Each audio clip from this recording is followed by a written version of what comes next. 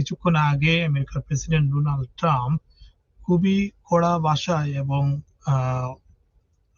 খুবই নিন্দনীয় ভাষায় ইরানকে থ্রেট দিয়েছেন যে মঙ্গলবারের মধ্যে যদি ইরান সমঝোতায় না আসে তাহলে ইরানের সমস্ত সেতু এবং বিদ্যুৎ কেন্দ্র উড়িয়ে দিবেন। এবং তিনি এর আগে কোনো মার্কিন প্রেসিডেন্ট হয়তো এই ধরনের ভাষা ইউজ করেননি, কিন্তু সেই ধরনের ভাষা তিনি ইউজ করেছেন। এফ ওয়ার্ড ইউজ করে তিনি ইরানকে সতর্ক করেছেন। অন্যদিকে আজকে রাশিয়া এবং চীন তারাও কড়া ভাষায় জানিয়েছে যে মার্কিন প্রেসিডেন্ট যে ভাষায় কথা বলছেন সেটি সেইভাবে সমাধান হবে না। বিশেষ করে চীন বলছে যে হরমুজ প্রণালী খুলে দিতে হলে আগে যুদ্ধ বন্ধ করতে হবে এবং যুদ্ধ বন্ধ না হলে হরমুজ প্রণালী সম্ভব নয়। একইভাবে রাশিয়া বলছে যে মার্কিন প্রেসিডেন্টের যেভাবে তিনি যুদ্ধবিরতি চাচ্ছেন সেই ভাষাটা সঠিক হচ্ছে না, অর্থাৎ আলোচনার টেবিলে ফিরে আসতে হবে। আজকেও আপনারা জানেন যে গতকালকে থেকে যে ঘটনাটা ঘটে গিয়েছিল ইরানে মার্কিন দুইজন পাইলটকে একজনকে বিশেষ করে ইরানে থেকে যেভাবে উদ্ধার করা হয়েছে এবং সেই পাইলটকে উদ্ধার করতে আমেরিকার যে ক্ষয়ক্ষতি হয়েছে সেটি কাটিয়ে উঠতে মার্কিন প্রেসিডেন্ট আজকে বলেছেন যে দ্রুত এবং মঙ্গলবারের মধ্যেই যাতে সেই চুক্তিতে পৌঁছায় ইরান। আমরা দেখবো আসলে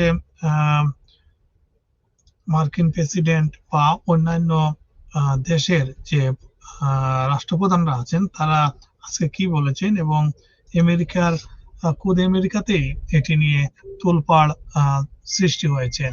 তো যেটি আজকে কিছুক্ষণ আগে সামাজিক যোগাযোগ মাধ্যমে আমরা দেখতে পাচ্ছি যে ইরানকে গালিগালাজ করে আক্রমণাত্মক ভাষায় পোস্ট দিয়েছেন মার্কিন প্রেসিডেন্ট ডোনাল্ড ট্রাম্প।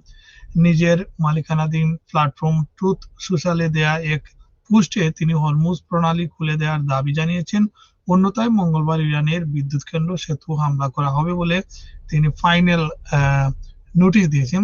ট্রুথে তার পোস্টে লিখেছেন, মঙ্গলবার হবে ইরানের বিদ্যুৎ কেন্দ্র আর সেতু হামলার দিবস, সব মিলিয়ে একাকার হয়ে যাবে। এর আগে এরকম বক্তব্য আর কখনো তিনি দেননি। তিনি যেটি তার ভাষায় বলেছেন যে ওপেন দ্য ফাকিং স্টেট প্রণালী খুলে দে, ইউ ক্রেজি বাস্টার্ড, এই ধরনের ওয়ার্ড গুলা পর্যন্ত ইউজ করা হয়েছে সেই সোশ্যাল মিডিয়াতে। এদিকে আমরা প্রথম আলোর সৌজন্যে আরো বেশ কিছু নিউজ দেখছি যেখানে ইরানের বেশ কিছু ড্রোন ভূপাতিত করেছে যুক্তরাজ্য, সেটিতে পড়ে আসবো। এই হচ্ছেন আরেকজন আমেরিকান সিনেটর, তিনি ট্রাম্পকে বিপজ্জনক ও মানসিক ভারসাম্যহীন ব্যক্তির মতো কথা বলছেন বলে তিনি আজকে বিভিন্ন মিডিয়াতে এই নিউজটি এসেছে। আর এটি হচ্ছে রাশিয়ার পররাষ্ট্রমন্ত্রী, তিনি যুক্তরাষ্ট্রকে আলটিমেটামের ভাষা পরিহারের আহ্বান জানিয়েছেন।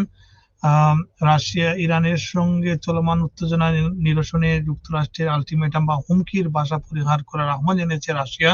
মস্কোর পক্ষ থেকে বলা হয়েছে সংঘাত না বাড়িয়ে ওয়াশিংটনের উচিত আলোচনার টেবিলে ফিরে আসা। অন্যদিকে চীনের পররাষ্ট্রমন্ত্রী বলেছেন যে হরমুজ প্রণালী খুলে দেওয়ার একমাত্র পথ যুদ্ধবিরতি। এটি চীন বলছে। চীনের রাষ্ট্রীয় সংবাদ সংস্থা সিনহুয়া জানিয়েছে রাশিয়ার পররাষ্ট্রমন্ত্রী সের্গেই লাভরভের সঙ্গে এক ফোন আলাপের পর তিনি এই মন্তব্যটি করেছেন। So viewers,